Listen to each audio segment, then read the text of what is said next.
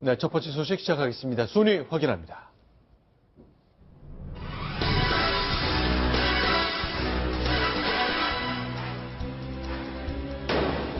네, 이건 어떻습니까? 박근혜 대통령의 위기의 국면 맞았습니다. 이정희, 후경영. 자, 대통령 주변에 관련됐던 이런 뉴스를 계속 몰고 다녔던 두 사람 다시 한번 등장하고 있습니다. 그런데 첫 소식은요.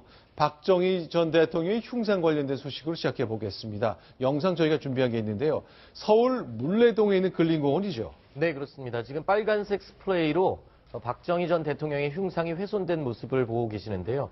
이 물레동의 이 동상은 1966년부터 위치해 있었습니다. 박정희 전 대통령이 5.16 군사 구테타를 모의했던 전 수도방위사령부의 전신 있죠. 제6관구가 있던 자리에 세워진 동상인데요. 저기 지금 보시는 것처럼 이중 펜스가 돼 있고 펜스에는 자물쇠도 채워져 있기 때문에 일반인들이 저 동상 가까이까지는 접근을 못하도록 되어 있습니다. 근데 아마 높지 않은 펜스여서 저 펜스를 넘어서 직접 올라가서 저렇게 훼손을 한 것으로 보입니다. 뭐라고 쓴 거지요? 빨간 글씨를 쓴 것 같아요. 철거하라, 철거하라라고 이렇게 세로로 써 있는데요. 붉은 스프레이로 얼굴 전체를 저렇게 빨갛게 칠해놓은 것으로 놓은 것을 볼 수 있습니다. 지금 밑에 보이죠? 철거하라라고. 철거하라. 아, 그렇군요. 자, 며칠 전 박정희 전 대통령의 구미 생가 그것도 이제 불탔기 때문에 글쎄 계속해서 이런 일이 생기고 있군요. 이게 흉상훼손도 처음이 아니거든요. 네. 사실 지난 2000년 11월경에는 민족문제연구소와 민주노동당 등 한 30여 명이 이 흉상을 철거하려고 이미 시도를 한번 한 적이 있었습니다. 네. 그때는 이제 친일 행적 같은 것을 주장을 하면서 우길승천기라고 하는 일본 그 제국기를 흉상에 덮어 씌우고 그 다음에 이제 그거를 이제 줄을 묶어서 끌어내리는 바람에 그때 떨어지면서 코 같은 것들이 파손이 됐던 그런 일도 있었습니다. 자, 며칠 전에 있었던 그 뭔가 좀 불길한 일 같습니다만 어쨌건 뭔가 지금 박근혜 대통령의 현재 정치적 상황 때문에 자, 이제 자신의 평소 갖고 있던 생각을 아주 적극적으로 묘사하고 표현하는데 망설이지 않으면서 나타난 현상처럼 보이네요. 박근혜 대통령의 실정이 박정희 대통령의 어떤 그 공과 여기에도 영향을 줄 것 같다고 걱정하는 사람들이 꽤 있었거든요. 그것이 현실화되는 거 아닌가 하는 그런 생각이 듭니다. 자, 그럼 이건 어떻습니까? 자, 일단 이정희 전 통합진보당 대표 얘기인데요.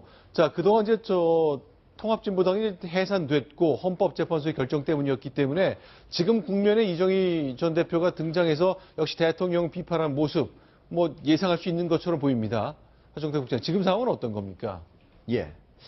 이정희 대표가 오늘 나와가지고 김기춘 전 대통령 비서실장이 사실은 헌재 재판을 그때 빨리 해달라고 해서 헌재가 결국은 결정 선고를 하게 된 거다 이런 주장을 이제 했었죠. 예. 그런데 이제 헌재에서는 그때 당시에는 보면은 헌재 결정이 2014년 그때 12월 말에 이제 이루어진 건데 그때 헌재 심판 청구부터 그 결정 선고까지는 한 1년 좀 남짓 걸린 거거든요. 그래서 그때 당시에 거의 됐을 때는 이게 한편으로는 대법원 선고가 된 다음에 이 헌재 결정이 나올 것이다 그런 얘기도 있었지만 다른 한편에서는 왜 빨리 결정 선고를 빨리 하지 않느냐 이런 얘기가 나와 있었던 거기 때문에 제가 보기엔 그걸 김기춘 실장이 얘기를 해서 헌법재판소가 빨리 내렸다 이렇게 얘기하기에는 좀 어려울 것 같습니다.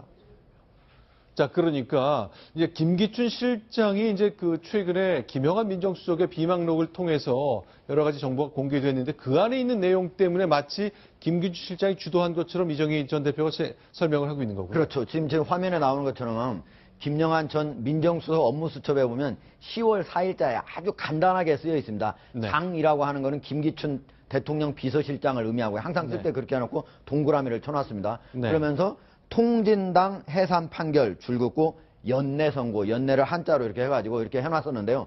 그것이 이루어진 지 한 10여일 만에 박한철 헌법재판소 소장이 통진당 해산 심판 올해 안에 결정할 것이다 라고 하는 거를 점심을 먹으면서 얘기를 했거든요.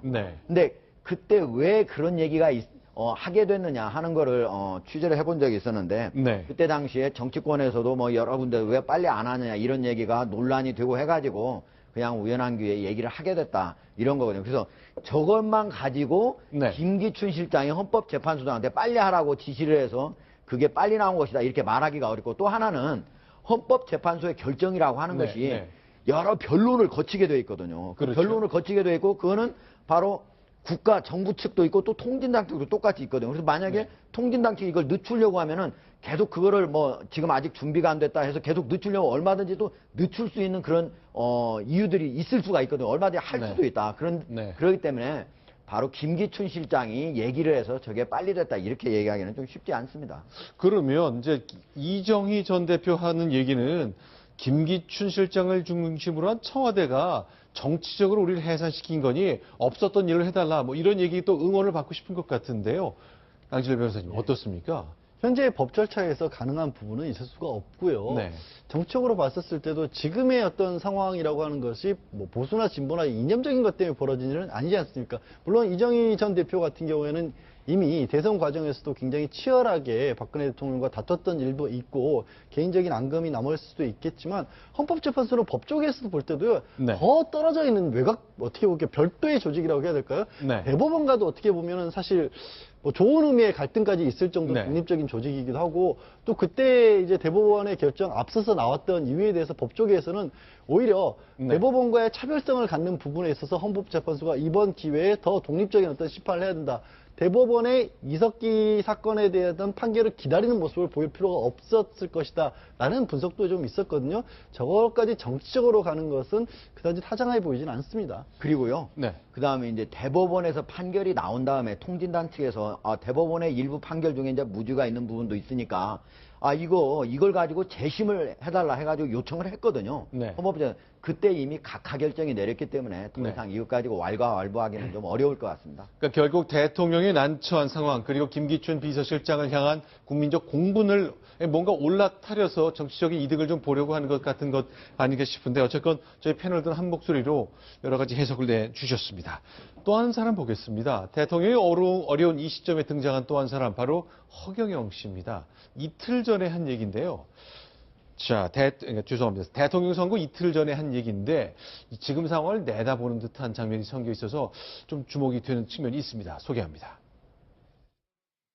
3년부터 레임덕이 생기면서 대선에 들어가는 거니까. 네. 그러면서 이 대통령은 혼란한 민생, 국회에서는 계속 다른 법안은 통과가 안 되니까 공약한 건 하나도 못하니까 국민들은 들고 일어나고 촛불심이 일어나고 이러니까 가능한 빨리 하고 빨리 가버리고 물러나려고 하고 그거라도 개헌 정국으로 해서 그걸 덮으려고 이런 형국이 전개될 수가 있습니다. 자, 허경영 씨, 뭐 늘 저런 얘기 뭐 내다보는데 일부는 맞고 일부는 틀리는데 저건 묘하게 좀 맞아떨어지는 부분이 좀 있군요. 근데 거의 그 최태민 씨가 네. 우사 역할을 한 적도 있었거든요. 큰 무당이라고 해서. 네. 근데 그거보다도 오히려 진짜 더 잘 맞춘 듯한 느낌을 지금 현재 상황에서 놓고 보면 어떻게 2012년에 저런 얘기를 할 수 있었을까? 저는 잘 맞췄다 이런 생각이 듭니다. 솔직히 우스갯소리를 그런 얘기가 있잖아요. 막 던져서 네. 많이 막 던져서 그냥 얻어 걸린다 그러잖아요. 네. 그러니까 저 얘기 말고도 네. 굉장히 많은 허무맹랑한 소리를 많이 쏟아냈습니다. 그리고 저때 당시만 해도 이명박 정권 이후에 직후기 때문에 촛불 집회 얘기 누구나 예상할 수 있는 거고요. 그리고 레임덕이 3, 4년에 올 수 있다는 건 당연히 예측할 수 있는 건데 이 예언이라는 게 말입니다. 네. 이 두루뭉실하게 얘기를 해놓으면 듣는 사람들이 알아서 맞춰 해석을 하는 게 그 습성입니다. 그래서 아마 결과론적으로 네티즌들이 좀 찾아낸 이야기 같고요. 요즘 또 워낙 말도 안 되는 얘기들이 진짜 실제 벌어지고 이런 상황이 되니까 또 이런 말도 안 되는 상황을 벌인 사람이 누굽니까? 영생교 교주의 딸이었던 최순실 씨가 벌려놓은 사건들이 대부분 아닙니까? 그래서 아마 허경영 씨나 뭐 이런 사람들의 이런 생각과 조금 수준이 맞아떨어지는 부분이 있지 않나. 또 한 가지 네. 그 2012년도에요. 허경영 씨 말고도요. 인터넷에서는 유명한 빵상 아줌마라고 있습니다. 이 빵상 아줌마가 네. 또 그런 얘기를 했어요. 박근혜 대통령은 허수아비다. 누군가가 써준 원고를 읽기만 한다. 이런 얘기를 2012년도에 했었거든요. 네. 근데 그것도 역시 그냥 막 뱉어낸 얘기들 중에 우연히 한두 개가 맞아떨어진 게 아닌가. 그런 생각을 해봤습니다. 저기 그물을 넓게 쳤기 때문에 네. 고기가 많이 잡히는 거거든요. 근데 저 문제는 제가 볼 때는 좀 신기한 게 네. 그물을 넓게 쳐서 고기를 많이 잡는 건 많은데 네. 그 그물 속에 들어가는 고기의 종류가 비슷하잖아요. 그렇죠? 네. 저 임기를 단축하고 네. 개헌 정국을 얘기하고 촛불 시위가 일어나고 네. 국민들의 어떤 반발이나 이런 몇 가지 그 주요 단어들이 연결된다는 면에서는 솔직한 얘기로 신기하다는 생각이 듭니다. 알겠습니다. 자, 이제 대통령의 어려운 시점을 타고 또다시 한번 등장하게 된 허경영, 이정희 두 사람 얘기를 살펴봤습니다. 이번엔 두 번째 소식 보겠습니다. 오늘 국회에서는 청와대를 상대로 한 국정조사가 있었습니다.